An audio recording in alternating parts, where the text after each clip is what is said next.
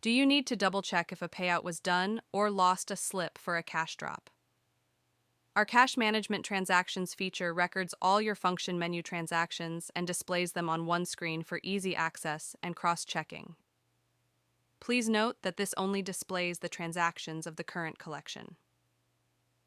To make use of this feature, simply do the following. Log in to the point of sale using your unique access code or by scanning your fingerprint. Navigate to the Functions menu on the Sales Overview screen. Select the Cash Management Transactions function. The Overview screen displays the following information: date and time. Transaction type, for example, cash drop or received on account. Reference number or customer name. Employee that captured the transaction. Cash management group selected. Payment method. Applicable entity.